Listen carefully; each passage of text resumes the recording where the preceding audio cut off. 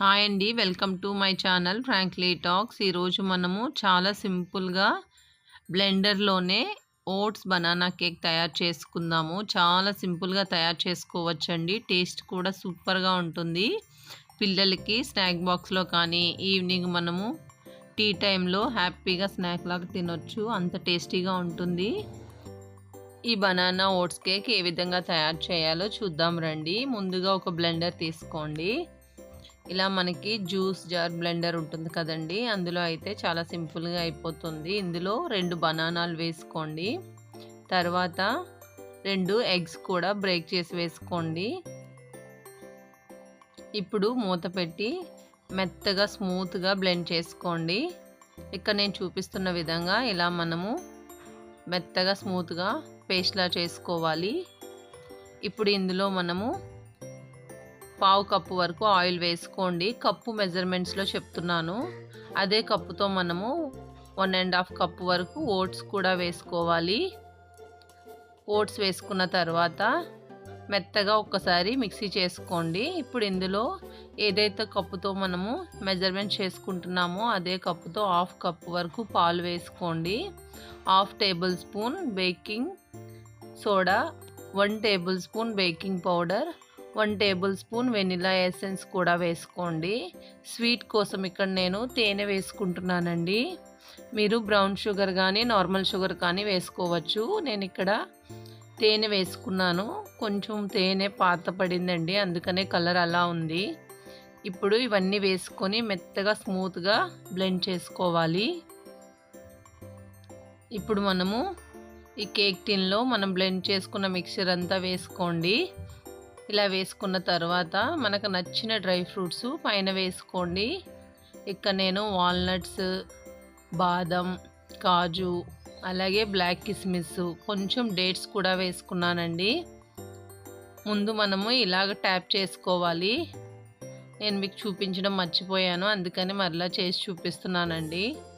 ఇలా చేసుకున్న తర్వాతే డ్రై ఫ్రూట్స్ పైన వేసుకోండి.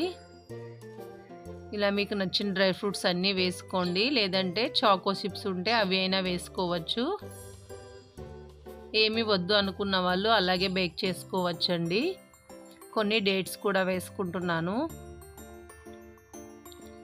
ఇలా మనము డ్రై ఫ్రూట్స్ వేసుకున్న తర్వాత నేను ఇది ఓవెన్లో కుక్ చేస్తున్నానండి. నేను ముందుగానే 180 డిగ్రీస్లో 10 మినిట్స్ ప్రీ హీట్ పెట్టుకున్నాను.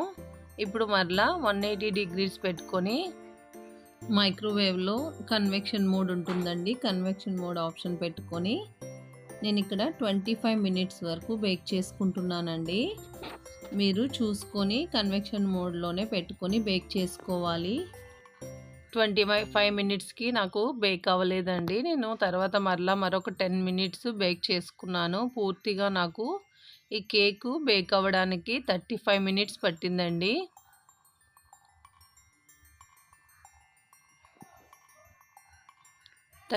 మినిట్స్ తర్వాత హ్యాపీగా నాకు కేక్ రెడీ అయిపోయిందండి.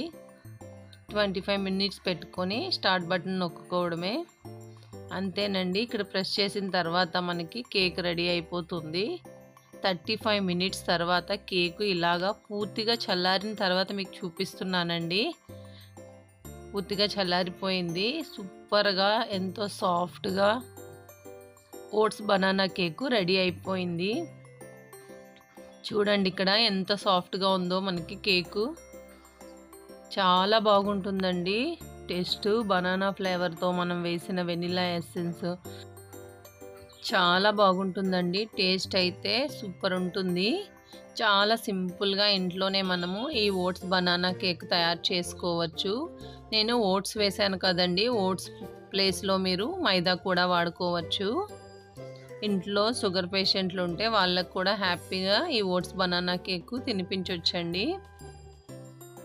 ఇక్కడ కట్ చేసి చూపిస్తున్నాను చూడండి. ఎంత స్పాంజ్ లాగా సాఫ్ట్గా ఎంత బాగా బేక్ అయిందో. చాలా చాలా టేస్టీగా ఉంటుందండి. తప్పకుండా ఈ కేక్ని ట్రై చేయండి. చాలా సింపుల్గా మనము బ్లెండర్లోనే తయారు చేసేసుకోవచ్చు. ఇక్కడ నేను కొంచెం మిగిలితే చిన్న బౌల్లో వేసానండి. బౌల్లో అడుగున హనీ ఉంటే అందులోనే వేసేసాను. ఎంత బాగా బేక్ అయిందో చూడండి. కట్ చేసి చూపిస్తాను చూడండి ఎంత సాఫ్ట్గా ఉందో కేకు. టేస్ట్ కూడా చాలా బాగుంటుందండి. చాలా సింపుల్గా మీ పిల్లలకి హ్యాపీగా చేసి పెట్టండి. టేస్ట్ కూడా అదిరిపోతుంది. మనకు కూడా చాలా హ్యాపీగా ఉంటుందండి. తప్పకుండా ట్రై చేయండి. ఈ వీడియో మీకు నచ్చితే సబ్స్క్రైబ్ చేసుకోండి. థ్యాంక్ యూ అండి.